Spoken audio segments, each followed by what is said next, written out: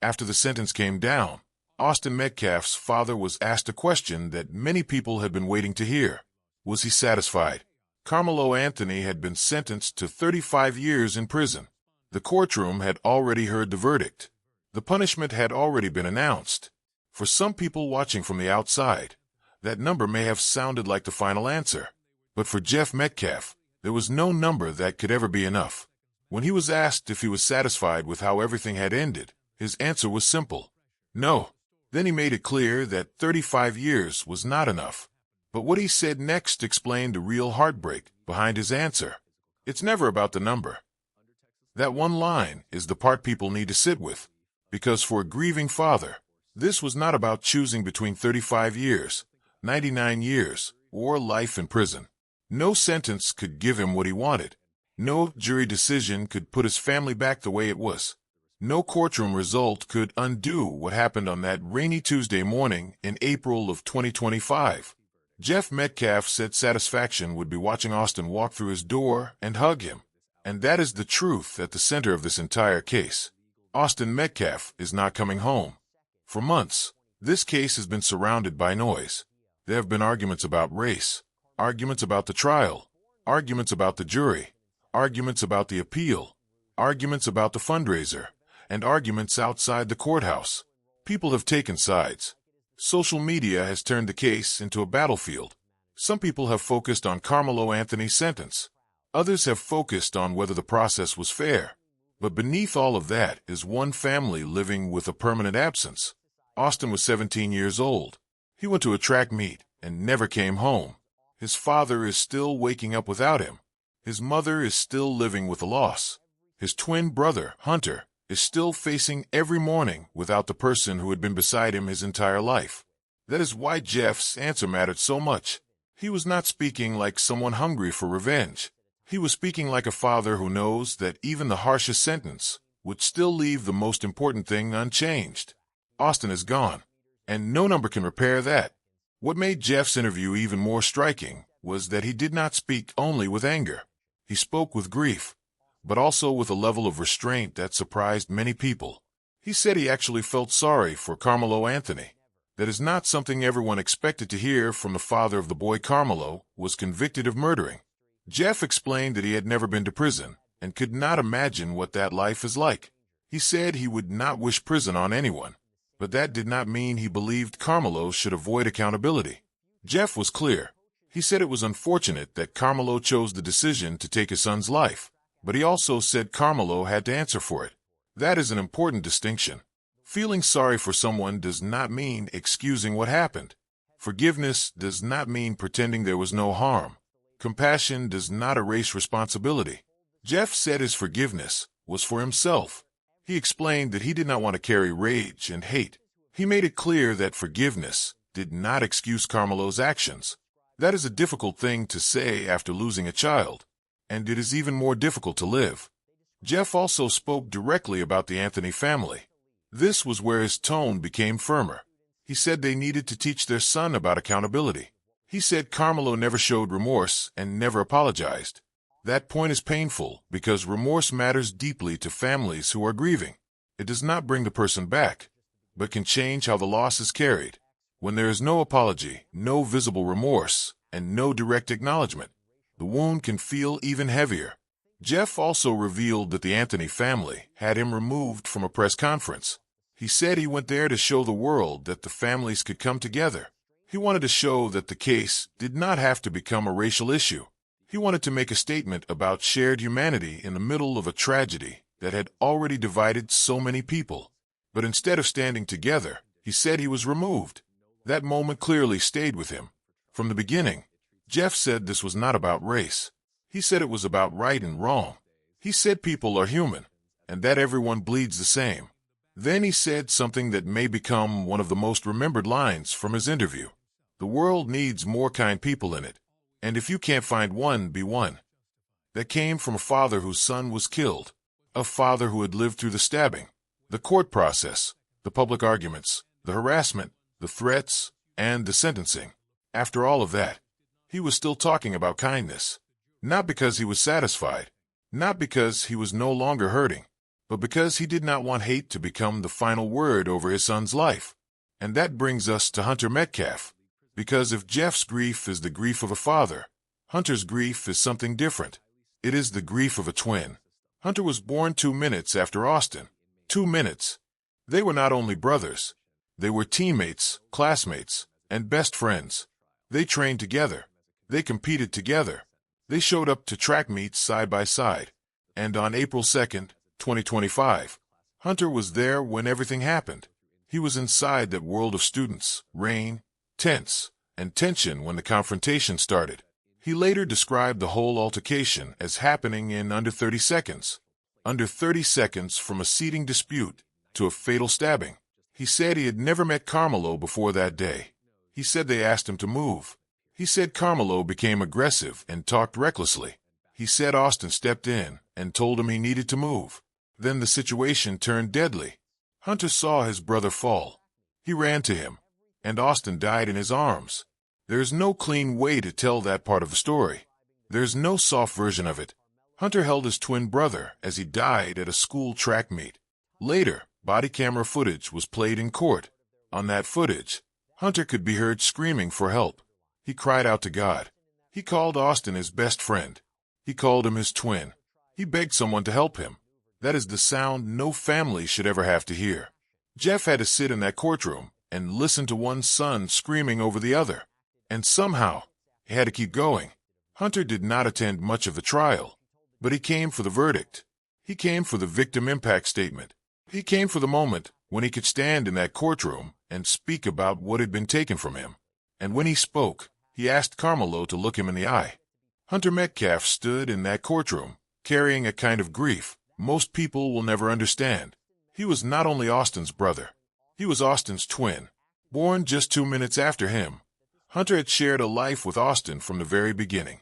They trained together. They competed together. They showed up to track meets together. They were not just close in the ordinary way siblings can be close. Their lives had moved side by side. And then, in less than 30 seconds, that life was split in two. Hunter later described how fast it all happened. One moment, it was a disagreement over where someone was sitting during a rain delay. The next moment, Austin was on the ground, and Hunter was running toward him. He said he had never met Karmelo Anthony before that day. There was no long history, no old feud, no deep personal conflict between them. Hunter said they asked Karmelo to move, that Karmelo began acting aggressively and talking recklessly, and that Austin stepped in and told him he needed to move. Then everything turned fatal. The hardest part of Hunter's story is not only that he lost his twin brother, it is that he watched it happen. He saw Austin fall. He ran to him, and Austin died in his arms. There are some moments in a person's life that do not fade with time. They may become quieter on the outside, but they stay alive inside the person who lived them. For Hunter, April 2nd, 2025, is not just a date in a court case. It is the day he held his twin brother and begged for help. When body camera footage was played in court, Hunter's voice could be heard screaming. He cried out to God. He called Austin his best friend. He called him his twin. He begged someone to help. That is the kind of sound a family never forgets. And Jeff Metcalf, Austin's father, had to sit in that courtroom and hear it. He had to listen to one son screaming for the other. He had to relive the worst day of his family's life in front of a jury, lawyers, and strangers. No parent should have to experience that. But Hunter was the one who lived the moment directly. And after months of legal proceedings, public arguments, social media attacks, and painful waiting, Hunter came to court for the verdict and for his victim impact statement. He had stayed away from much of the trial, but he came for that moment.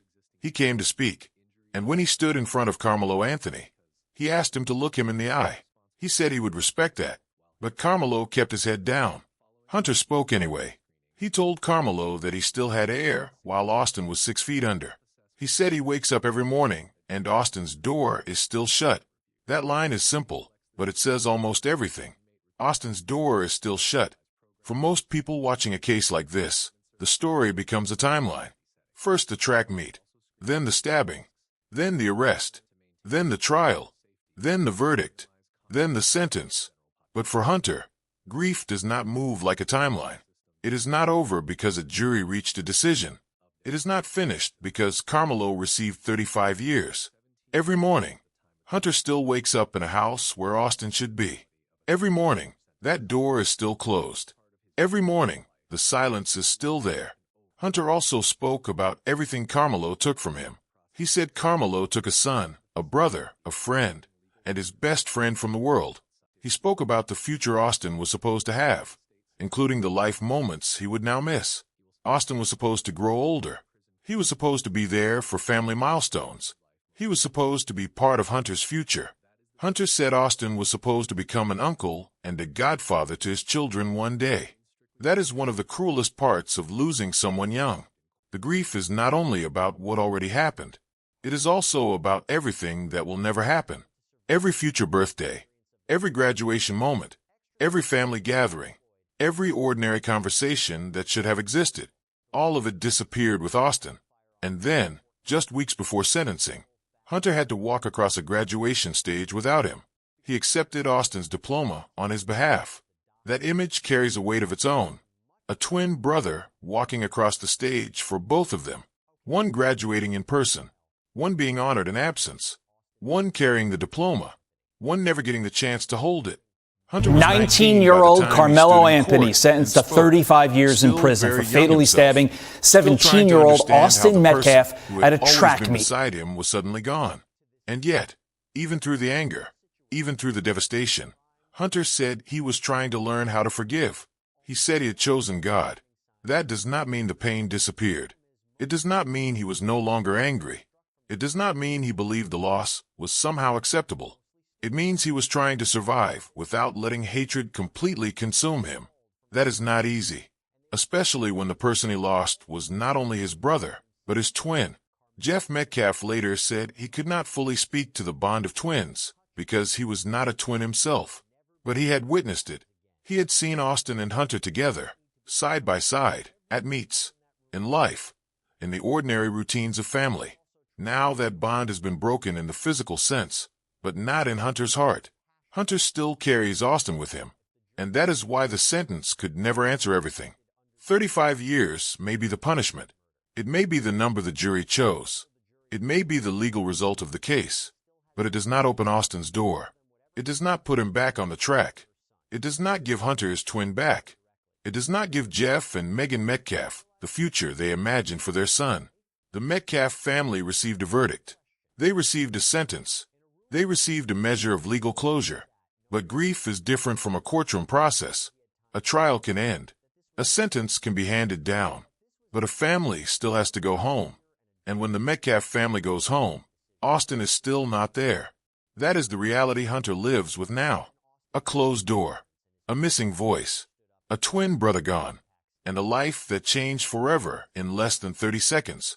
For the Metcalf family, the sentence did not close the wound. It only closed one part of the legal process. Jeff Metcalf said that for 12 to 14 months, he woke up every day with dread and anxiety. Every day, there was something waiting for him. Another update, another court date, another public argument, another reminder that his son was gone and that the case was still moving through the system. Then the sentence came down. 35 years. And for the first time in a long time, the trial part was over. But Jeff made something very clear. That was not satisfaction. It was relief from having to sit in court every day and relive the worst moment of his family's life. He still missed Austin. Austin was still not coming home.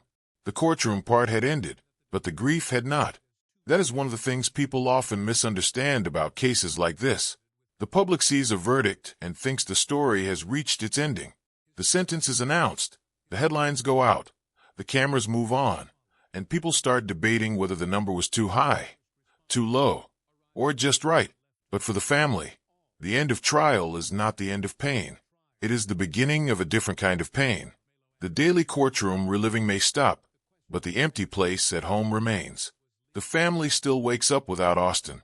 Hunter still walks past that closed door. Megan Metcalf still has to live with the future she will never have with her son. And even after the conviction, the harassment did not stop. Jeff revealed that his family continued to receive death threats, even after Karmelo Anthony had been convicted, even after he had been sentenced, even after a jury had heard the case, and reached a decision. People were still targeting Austin's family online. That is one of the cruelest parts of what happened around this case. The Metcalf family was already grieving a son, a brother, and a twin. Yet they also had to deal with threats, harassment, and strangers turning their loss into content, arguments, and attacks. For journalists and activists, Jeff said, "This may look like a story. For his family, it is their reality." That line matters, because for everyone else, this case can be discussed, debated, posted, shared, and eventually forgotten. But for the Metcalf family, there is no logging off from Austin's absence. There is no final headline that makes it stop. This is their life now. Jeff spoke about the toll it had taken on him. Mentally, physically, spiritually. He described the stress as exhausting. And when he spoke about his sons, he said something deeply painful. He said he still has two sons. One is upstairs, and one is here. One upstairs, one here. That is how Jeff Metcalf still carries Austin. He still counts him. He still names him. He still sees him as his son. Death did not erase that relationship. It only changed where Austin is. Megan Metcalf also spoke directly during the victim impact statement. She addressed Karmelo Anthony and said they would never know what their future could have been. That sentence holds so much loss because Austin was still at the beginning of his life. He was not a man at the end of a long journey. He was a teenager with plans, ability, family, and a future still forming. His family will never know who he would have become. They will never know what college years might have looked like for him.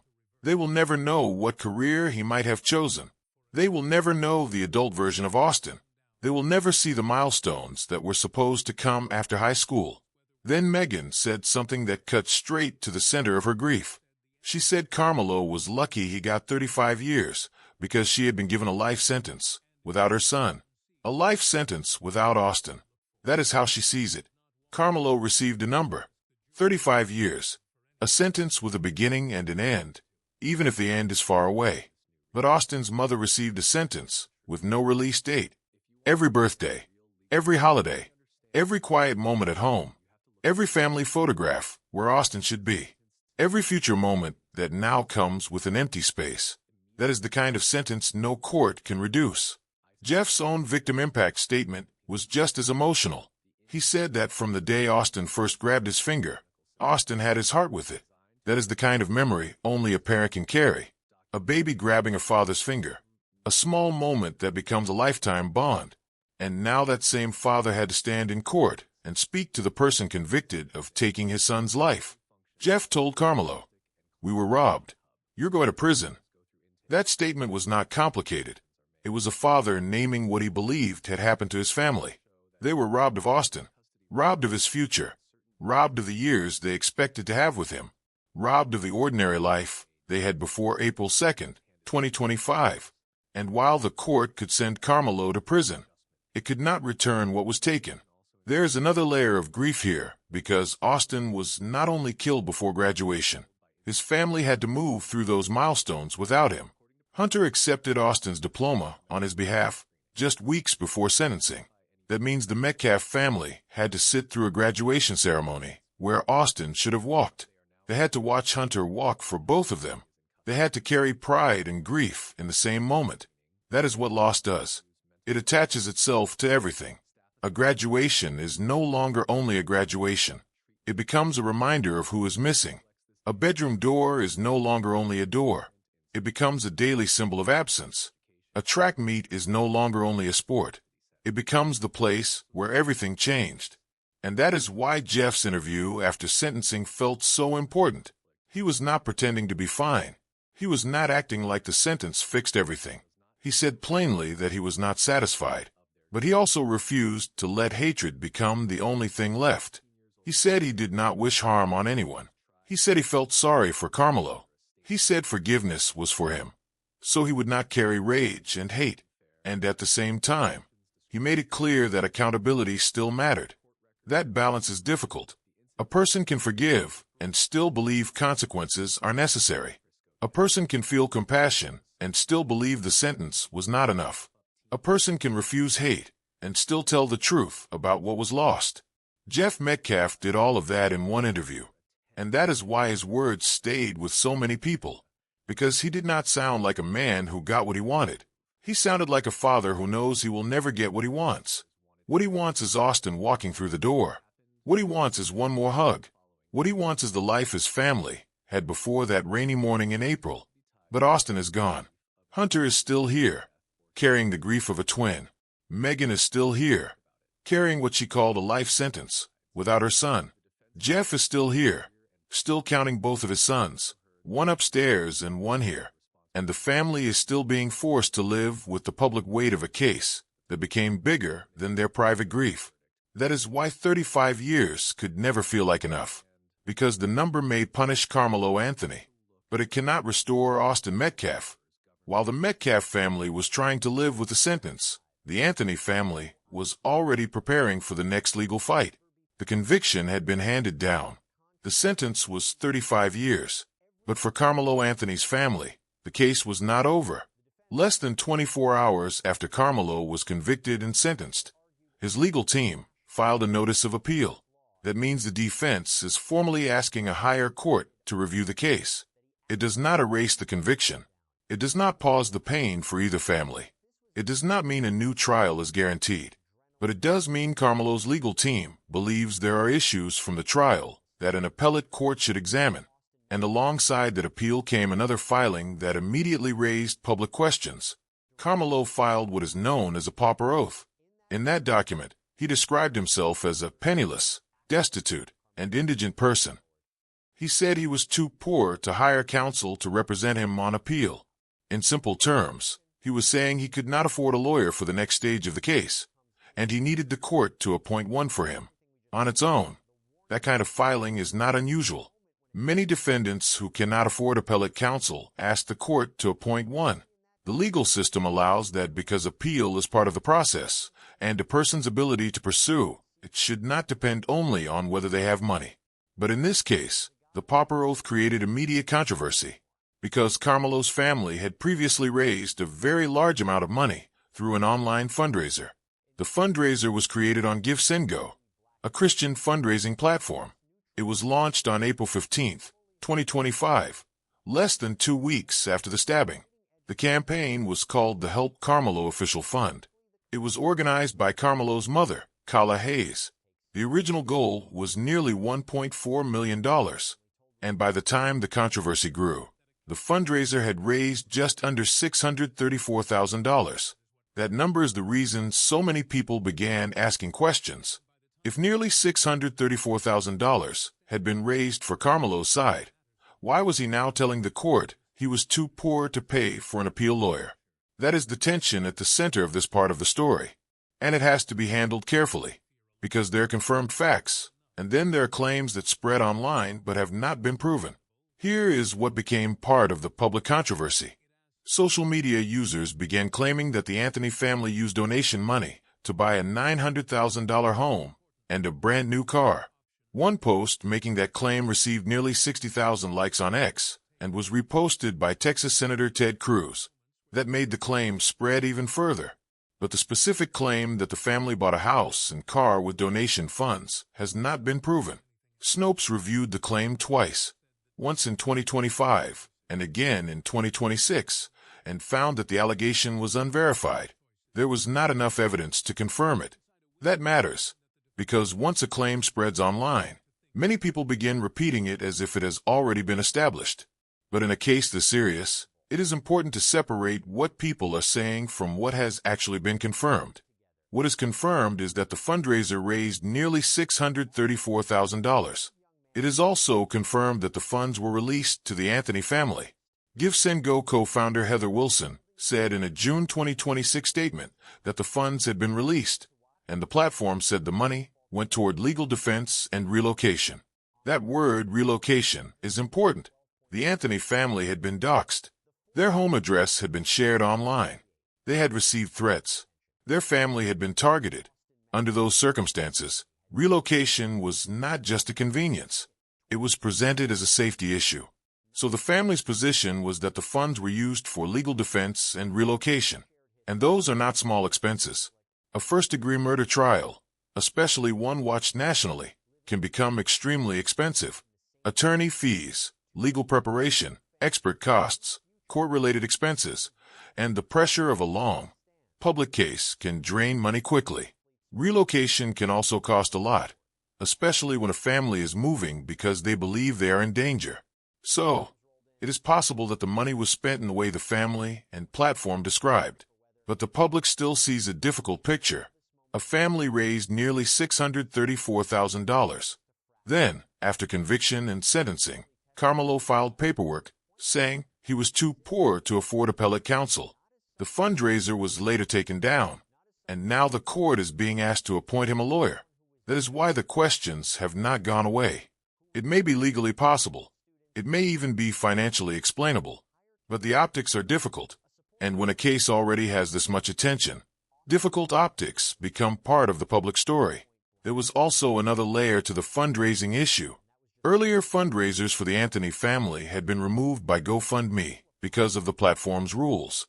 GoFundMe does not allow certain campaigns for legal defense in violent crime cases. So, GiveSendGo became the main platform where supporters donated. That detail helped explain why the fundraiser moved to GiveSendGo. But it did not stop the criticism. After the conviction, the GiveSendGo campaign was quietly taken down. For supporters of Karmelo, the fundraiser was about helping a family they believed was under attack, threatened, and trying to defend their son. For critics, the fundraiser became another reason to question the family's public statements and financial position. And somewhere in the middle is the legal reality. Karmelo Anthony has now filed an appeal. He has declared himself unable to pay for appellate counsel. The court process will determine what happens next. Karmelo's family has also made it clear they are not accepting the outcome quietly. Family members wearing "Believe Karmelo" shirts spoke after the sentence. When asked whether they believed he received a fair trial, their answer was direct: absolutely not. His mother said they would not stop fighting for justice for her son. His father said they did not get justice. That is the Anthony family's position now. They believe the trial was unfair. They believe the fight must continue. And the appeal is the next step. This does not change what the jury decided. Karmelo remains convicted. He remains sentenced to 35 years. But legally, an appeal is a right. Every defendant has the right to challenge possible errors in the process. The question now is whether the appellate court will find anything serious enough to affect the conviction or sentence. And that brings the case back to several issues that have followed it from the beginning. 19-year-old Karmelo Anthony sentenced to 35 years in prison for fatally stabbing 17-year-old Austin Metcalf at a track meet. And whether any evidence or legal ruling may have affected how the jury understood the case. For the Metcalf family, this means the case may continue to return to court in some form, even after the verdict, even after the sentence, even after the emotional weight of the trial. For the Anthony family, this appeal is the next chance to challenge the result. And for the public, it means the debate is not over.